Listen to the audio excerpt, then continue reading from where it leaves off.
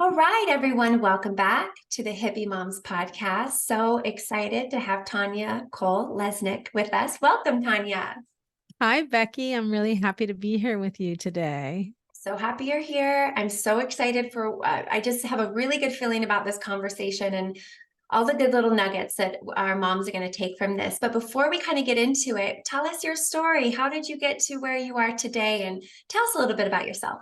Yeah, sure. So, I actually started my career out as a graphic designer. And during that time, I was struggling to have a long-term love relationship. I really saw myself as married with kids one day, but my relationships were not lasting, and I didn't know what was in the way. And this was more than 30 years ago. And so the idea of therapy wasn't something I considered seriously at first. I felt some stigma connected to it. I was in New York City at the time, which is one of the most accepted places for therapy, but I still felt like my problems were not legitimate enough, and I was very dismissive of it. But as time went on and I was still struggling, it felt more important to me to figure something out. And so I opened up to the possibility. I got a few names and got connected to a wonderful therapist named Bonnie, who immediately I felt emotionally safe starting to share my story with her. And pretty early on, she suggested that I add group therapy to the mix, and she ran both. So I was meeting with her individually, and I would also join a group that she would run. The thought of which really terrified me. And I was being much more vulnerable with her than really I was typically. And the thought of sharing some of those things with people at the time who were strangers really scared me. But I was building some trust in her. So I decided to give it a try. And I was sort of intrigued too. So I went into the group situation. Now, part of what I was telling myself might have been in the way was the possibility that I was unlovable, or that there was a part of me that was unlovable. So Mhm. going into a group situation was also scary because I felt like, oh, if I showed up and really shared who I was and what I was struggling with, maybe they would see that I was in fact unlovable. And so that was my fear, that somebody would call me out and say, yep, that thing you were worried about, you are unlovable. And in fact, the second group session, there was a guy in there who said to me that I was sharing with them why I was in group to begin with. And the guy said that he could spot my neediness immediately. Oh. And that was really painful. And I felt the urge to run out of the room. I felt he was calling me out on being unlovable, which isn't what he was saying, but that was what I was interpreting. But with some time and sharing my inner world with people who were sharing their inner worlds, I was able to face that reality that I had a certain sense of urgency to me that was showing up. I thought I was hiding it. I wasn't hiding it. And I was also spending a lot of time curating how I showed up, all of that. And so being in that group situation where I was had really permission to be human in myself, and others had permission to be human in themselves, it really helped me calm that down. And that thought that I was unlovable shifted, and it turned into this understanding that, oh, it's not that I'm unlovable, and it's not that I'm this flawed person, it's that I'm a human being, Mm. and that it's complicated. It's a complicated journey, and there's a lot of layers to it. And that reframe and starting to really understand how that was a different kind of a message that I was starting to learn helped me be more embodied, show up more fully.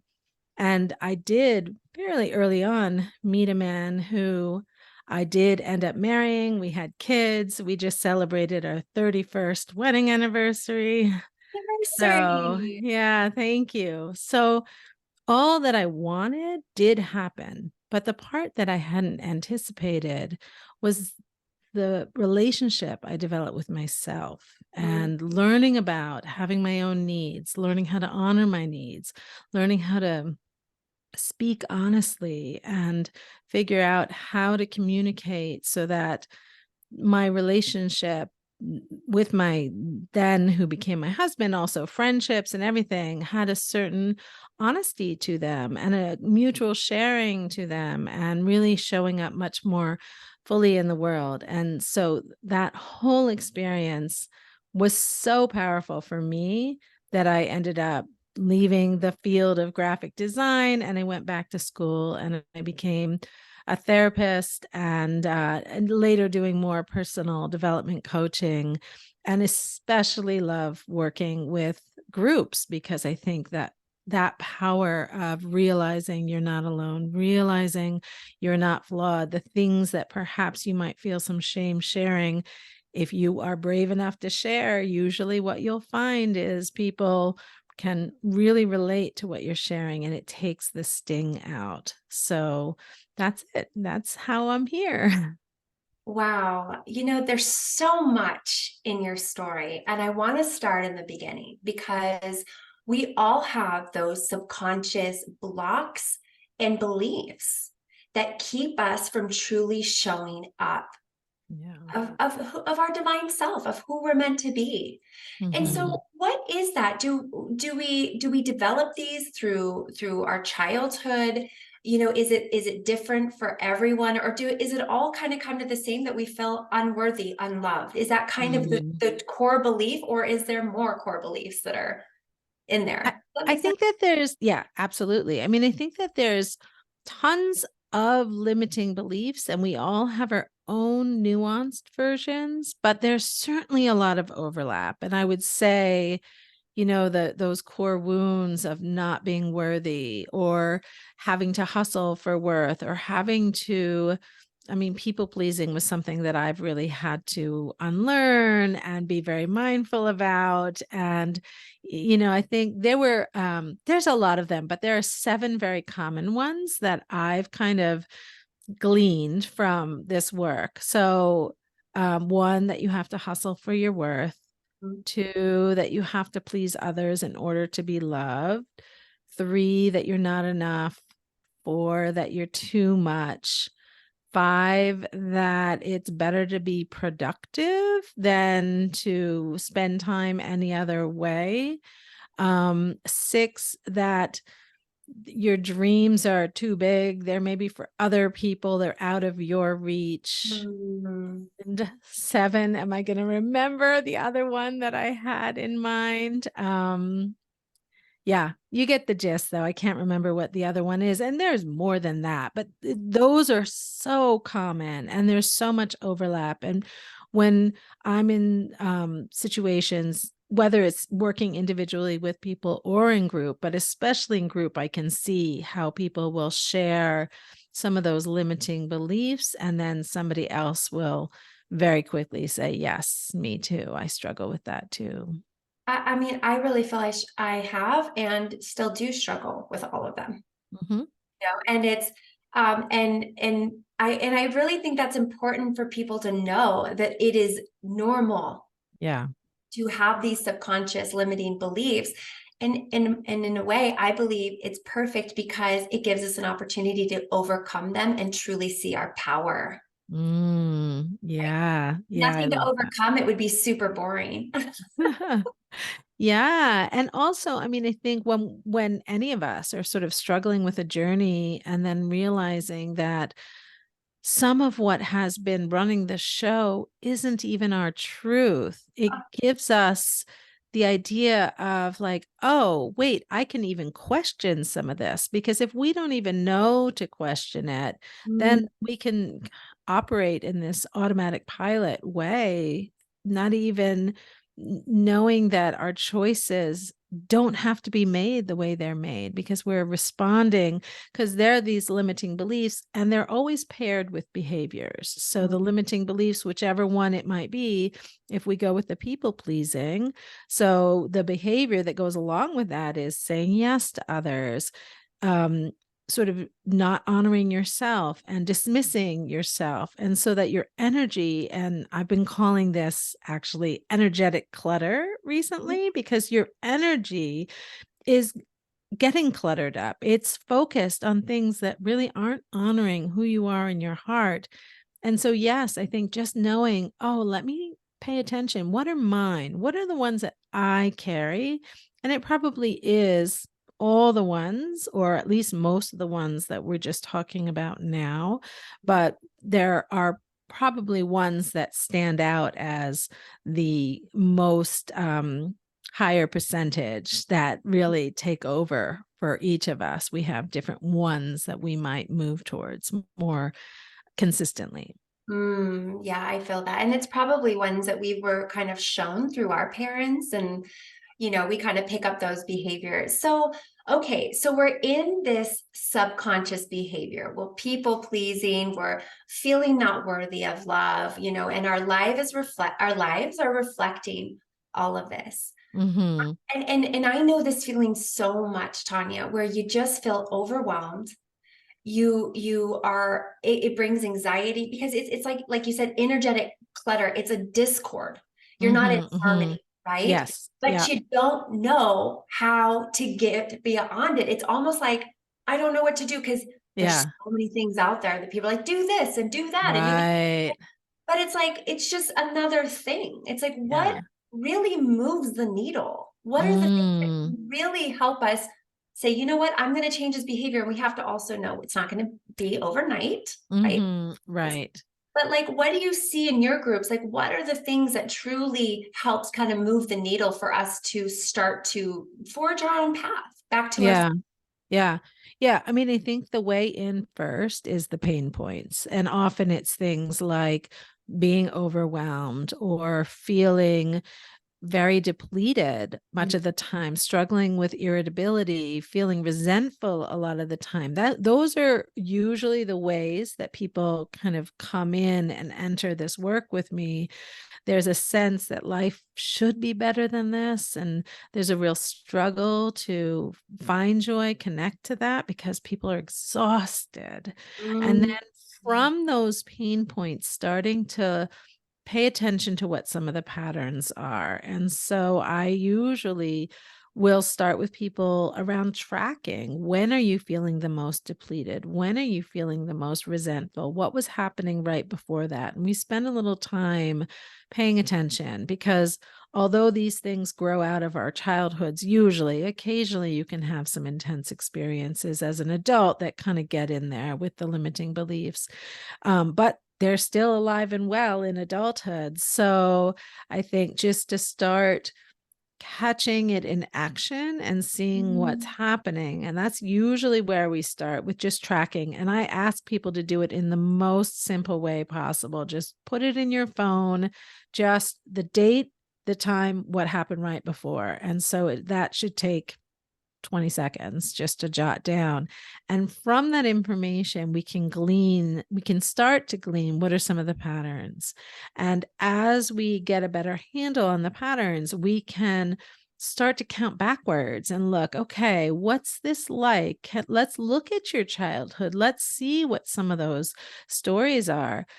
I mentioned that for me, people pleasing was one that I really had to get very aware of and catch it in action, and saw how depleting it would get for me, because I kept deferring to other people and I wasn't honoring my own energy levels, and was very accommodating, very agreeable, and mm, struggled to say no, struggled to take care of myself. And so that's been a journey in as I got more clear about the pattern and how it was showing up, and looked back at my own childhood to see some of how it came to be.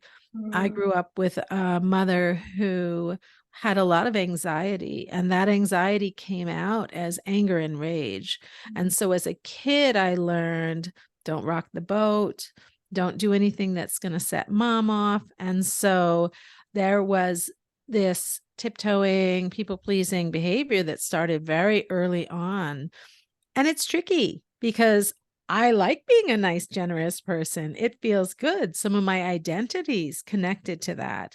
And so, I mean, part of what I do is help people honor their true selves. It's you're allowed to be a generous person, and people pleasing doesn't have to be something that you 100% stop, never do again, but learn, when are you doing it at your own cost? When are you Mhm. doing it in a way that's fear-based? Yes. Yes. And, and just going back to when you were a child and when we have those experiences and we learn to operate in a way so that the world around us, so that we can almost like we have control over the world, That's right? right. We don't feel safe That's in right. who we are. That's right. Right. And who That's is right. so because we don't feel safe, we have to then build these walls and masks and identity to be Mhm. someone that we're not. That's right. And then we live our life as we're not. And then we get to the point where we're kind of like coming into our own in our adulthood and we're like, what's wrong? That's right. Why aren't I enjoying my life more than this? And Yes. all that energy, and that's why I start to call it energetic clutter, because the amount of energy that we can put towards things that have nothing to do with our hearts, but all to do with, and it's funny, the one that I had forgotten on my list was control. That Oh, control, yeah. yeah, and Yeah. that, It's a good one. we need control in order to be safe. And I think ultimately all of this really is about that. It's about, are we safe? Our brains are always figuring out safe or unsafe. And so as a child, it didn't, if those are the only two categories, safe or unsafe, it only has to be 51% unsafe for Yeah. us to put it in the unsafe category. So if we got any negative feedback for certain things, we learn pretty quickly, don't want to do that. That's not going to work for me. Um, and so starting to learn, what are the things that I can do in order to keep myself safe. And then it becomes so entrenched. Yeah. It It the becomes, way we live. yeah. And what you were saying too is what I'm hearing is what you do is these are pattern interrupts, building Mhm. awareness Yeah. around these specific areas of our life that are bringing us suffering. We're Yeah. starting to become more aware and open up and be more curious about it rather than continuously using the same neurological pathways that we've always used. We're like, wait a minute. Okay, now I'm going to write this down. Oh, Mhm. maybe I see something here that I hadn't seen before. Yeah. Yeah, exactly. And not to say that because we have this awareness and we start to understand where we might want to interrupt the pattern, is it necessarily filled with ease? I mean, because it's still, I know for sure. And still, I mean, I've been working with my people pleasing tendencies for many years now, but I know at least at the beginning, it does get somewhat easier, but it's always can always be somewhat challenging, especially if it's a new place where I'm starting to interrupt it. But saying no, or not being accommodating at a time when in the past you would have just automatically done it, it does bring up anxiety, and it can really feel so uncomfortable to do it. And so that's why it's so important to, number one, kind of have a sense of what do you want to interrupt and how, so that even though it's uncomfortable, you still have a sense of knowing that this is the way I'm going to honor myself. I know, and being somewhat prepared for discomfort can be really helpful. And this is part of why I love group as well, because if you're kind of taking some of these steps and you come back and share with the group, like, I did this new thing about, what we've been working on together, there's a lot of celebration that happens. We all understand what a big deal it is to interrupt some of these patterns. And I just want to reiterate that it is uncomfortable to do something different, Yeah. right? Even though Hmm. it's still really uncomfortable to do the same thing, Right. which is interesting. Yeah. It's like choose your discomfort, but this discomfort is going to lead to freedom, where the other one is going to lead you into the same spin that you're already in, we already know is always uncomfortable. Right. Right. That's right. And if your brain is still like, wait, is this safe? Is this okay? Because it's been the message has been for so long, I need to do this to keep safe. And so starting to challenge that, even if we know it intellectually, emotionally, it takes a while for the rest of us to catch up to the intellectual part of us that has a better understanding maybe of what makes sense. Yeah. However, as we start to make those changes emotionally, it can still touch on like that question about whether or not it's safe. Yes, yes, yes. No, I feel that. So when did you start to discover the magic of groups, of therapy and groups? What kind of led you to that discovery? Yeah. Or was it Well, you were in one? Or did you right. earlier? Yeah. Yeah. So that group that I was in, because it was so life-changing for me, did lead to me becoming a therapist and then later a coach, as I said, but always loving group. Like group was just something that I've since then always done. It's a little tricky to work with groups sometimes, and to plan it and put it all together can be tricky.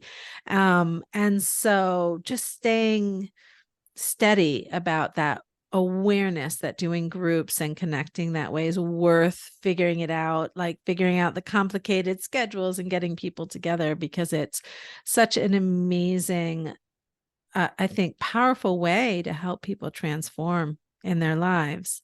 And I also now, for the past, maybe not, let me think how many years, about 6 years, I've been doing retreats as well, which I always think is sort of group on steroids. It's like, Love retreat. Yeah. yeah, yeah. And so really using the retreats as an opportunity. In fact, I just did one this past weekend. Um, and this woman and I, a retreat partner, and I'm expanding. I'm starting to do retreats with other people as well. I love the energy, the love that gets formed. I think just the intimate sharing that happens and the intimacy that gets developed over this finite period of time. But of course, we can stay in touch after. But that period of time is so lovely, and seeing the love formed and feeling it, it's pretty amazing experience. Well, and you're really touching on this real basic human need of connection. Yeah. And the world is really pulling us apart. I mean, just how we're more online. People have their Hmm. own houses. We don't live in communities like we used to. We don't have our families around. Everyone's everywhere else. And so, and I know a lot of mothers, and I feel this too. Sometimes it just feels like you're doing it all yourself. Yeah. And Yeah. it can feel really isolating. And I know that the retreats and the group things that I do, it does bring that sense of connection. And like Hmm. you were saying earlier, that vulnerability, and you start to see, I'm not alone.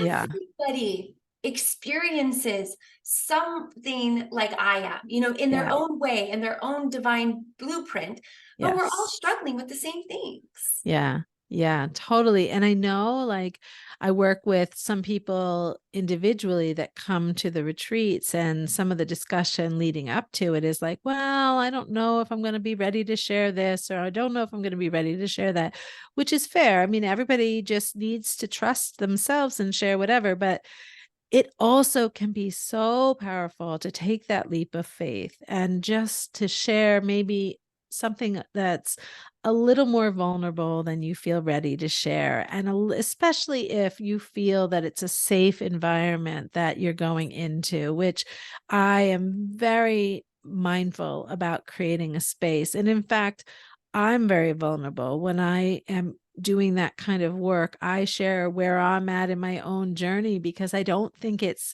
that people who do this work somehow have it figured out and are, Right. I don't know, like not on their own personal growth journeys. I believe that we all are human, and I guess not everybody chooses to be on a personal growth journey, Right. but those that do, I feel like it's ongoing. I mean, it's just an ongoing thing. And to share that we are in such similar places as we continue on can be so healing.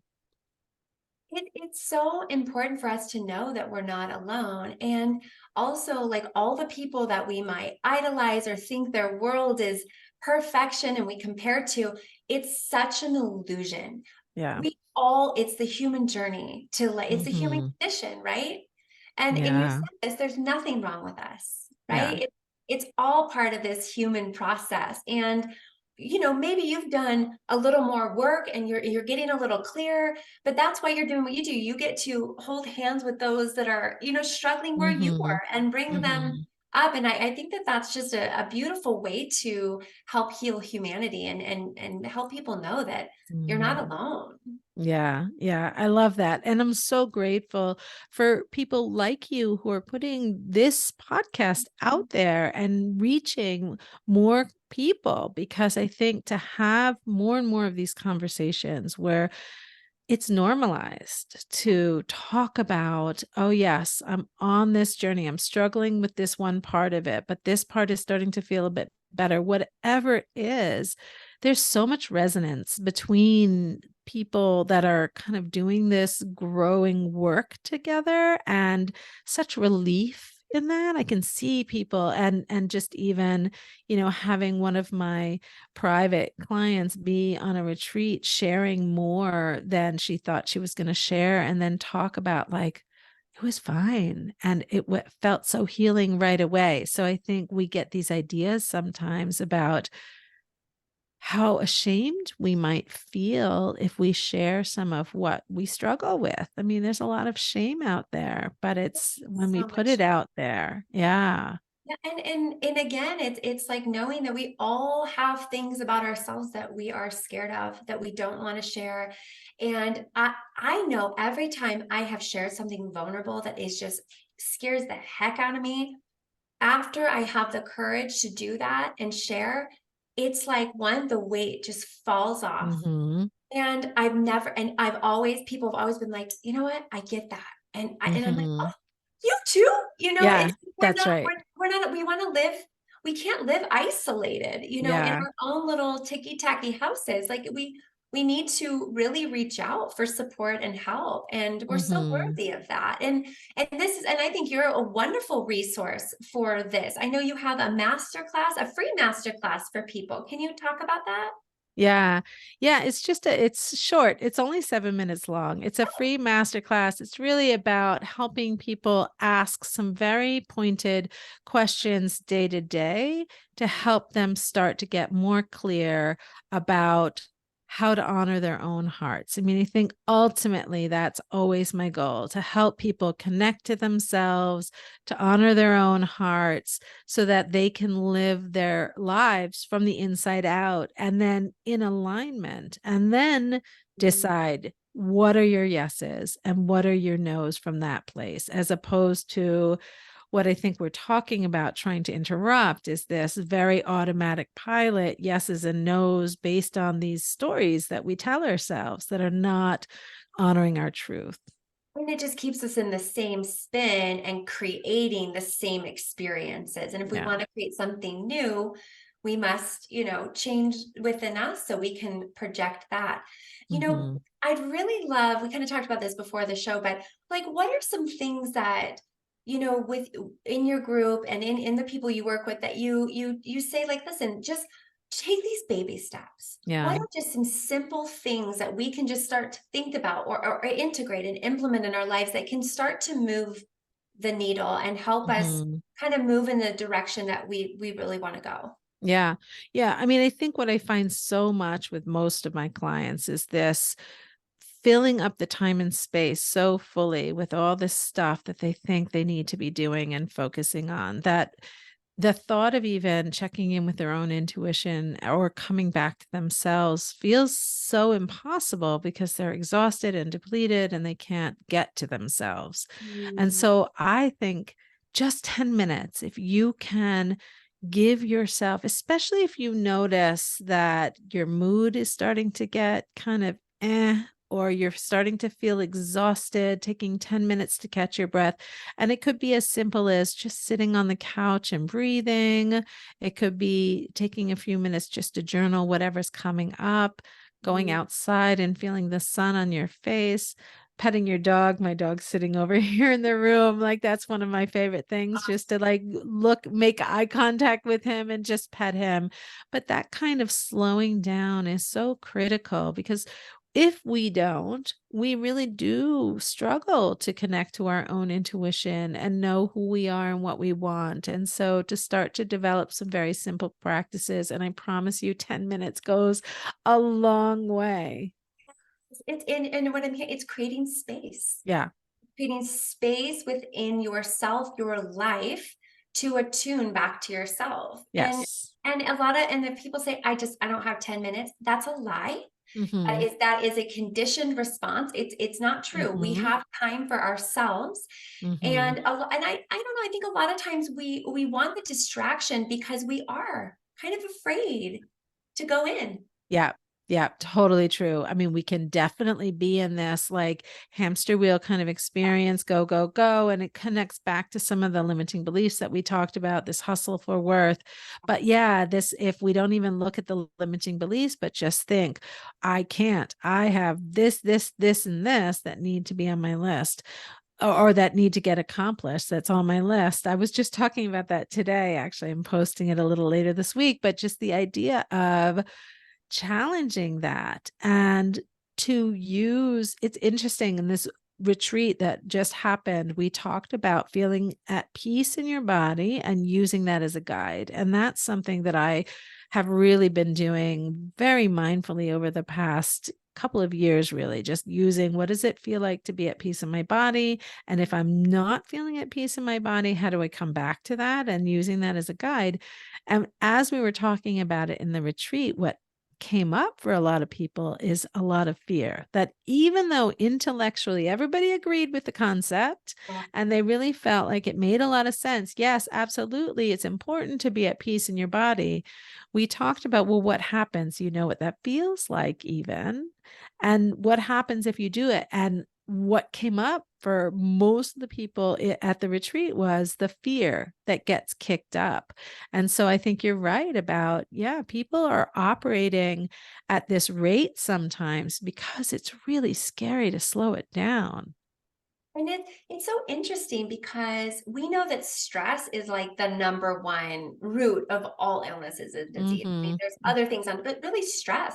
Yeah. And and to me, stress is discord. Like you said, not being harmonized in your body, not feeling safe, not being relaxed, Mhm. at Mhm. peace, at present. You know, there's that like that stage where you're completely peaceful. And then the other spectrum is just you're going crazy. You can't get it Mhm. all done. There's so much. And it's like, how do we slowly move ourselves? And it's baby steps. It's Yeah. taking 10 minutes out of the day, putting your feet on the earth, getting some sunshine, petting your dog, Mhm. Mhm. journal, like filling our cups Yeah. and Yeah. then moving from there, right? Yeah. Yeah. And I think recognizing when the fear gets kicked up, recognizing, oh, when I do this, I notice I get a little revved up. Okay. And then learning, what do we actually ignore? Mhm. Because if the pattern is go, go, go, and as we slow down, fear gets kicked up, but we know what we're doing, we know we're interrupting it, then that fear doesn't have to run the show.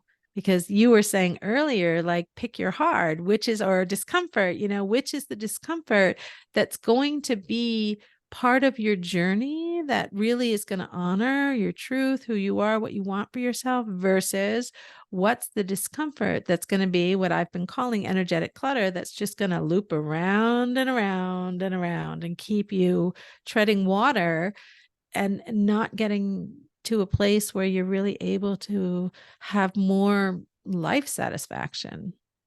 Enjoy. And I love this so much, honey, because as mothers, our children see us. They see the way that we operate in the world, and that's what they learn. That's That's what right. they say, oh, this is how it's done. That's right. But it's not. That's not we and so I truly believe as we heal ourselves and we take those steps necessary, no matter how scary, no matter how Mhm. much courage it takes, once we just make that move, we say, oh, that okay. And then we can make another step. And as our children see us, Mhm. and that, I mean, that to them can heal them in this sense, in a way, right? Because we heal ourselves, we heal generations before and after us. Totally. And I think sometimes just watch for that messaging, because I think sometimes people are like, well, I can't not take care of my kids because they're going to feel abandoned. And so that's a story sometimes people get caught up in. But if they can see, oh, wait a minute, if I show my child how I take care of myself, then your children are going to be able to learn how to take care of themselves. And so it takes away this other kind of more codependent idea where it's kind of like, I need to do it because I need to show my kids they're loved, but you're not really showing them by doing it that way. You're not really showing them how you love and honor yourself. And so that's so important. It's so important and it's so beautiful. And I love having these conversations, Tanya, because we all, as mothers, we all struggle in our Mm, own ways, and and it's a lot of the same thing, and it can feel so scary and lonely, and then there's so much guilt, our mom mhm. guilt that continues to fuel that I'm not enough, and it feels like a big cyclone that you just can't get Yeah. out. Yeah, yeah, totally. And I think it could be helpful to write it out even. What's the messaging here? Okay, the messaging is I can take care of you. I'll drop everything for you at all times or something like that. Yes, Okay, yeah. what would the messaging be if I did actually do this self-care thing for myself? In fact, one of the biggest times that I learned it was from doing group as a client. I used to, when my kids were little, I went to group again because it was so powerful in my life. And I live in Westchester, New York. I was going into New York City. So it was quite a commute to get in there for the group. And my husband had to come home from work early from the city. It was inconvenient. He was not totally thrilled about it at all times. And the kids were at the age where they wanted mommy, mommy, mommy. And they were not terribly excited about the fact that dad was taking them for that night, but I knew that it mattered to me to go. And I always felt like it was one of the best things that I ever did for their relationships and for the kids to learn, oh, it matters to take care of yourself and look at all that mom is doing to make sure she gets to this group. And so, not that they fully understand all the different layers, but it was just such a helpful thing for everybody to be able to have a different dynamic than just mom doing it all. And then you get to show up Yeah. nourished and full and with a deeper understanding of your heart and who you are, Yeah. and I think, and then you can, and because that's a lot of times in my early motherhood, I was doing all those things, people pleasing, not really taking care of myself. Kind of on the surface, I was taking care of myself, the surface care. I Right. wasn't really nourishing myself, and I would show up as I mean, really as a mother that that I wasn't proud to be. That Mm, I knew I was like, this isn't me. This version yeah. is Yeah. not still in alignment with my heart. Yeah. And so when you start to really dig deep and do these things like group therapy and really start to slow down, you get to then show up in the way that you've always wanted to, and Yeah. it's so worth it. And Yeah. And to feel like to know you have permission. I know Brene Brown does. She literally has permission slips that she even writes out for herself. I think she still does. She talked about it, doing it that way. But like that permission piece, we struggle a lot with that. And so to remind ourselves, yes, you have permission to do this. And yes, there's so many blessings and gifts that are going to come from that. So, yeah. well, so how can our listeners connect with you if they're just feeling that aha, like I need to reach out to Tanya? How would they do that? Yeah. The easiest way really is to come to my website, which is my name. So Tanya Cole-Lesnick, but to make it a little bit easier, it's also clearenergetic-clutter.com. If anybody happens to be listening without a pen in Uh-huh. hand, clearenergetic-clutter.com. And I have that 7-minute masterclass that's free. I also offer a free 20-minute discovery session if somebody wants to chat about about what's going on with them and how I might be able to support their personal growth journeys. And I even have a documentary of the story that I shared, that what led to me becoming a therapist. I made a little, I think it's like 9 minutes documentary of that story. So cool. Well, what I'll do is just for the listeners, I'll make sure those are in the show notes. So then Awesome. they can just, hit them on the show notes and you know where to go. I so appreciate this high level conversation and your support that you are providing for so many people, and just coming on here and helping us just see life a little differently. You really gave us a new lens to kind of look at life through. Oh, thank you, Becky. And what a pleasure to have this conversation with you. Oh, it was really beautiful. Well, everyone, you just go to the show notes if you want to connect with Tanya. And I'm just so grateful you all are listening. And we will catch you on the next Hippie Moms podcast. Bye.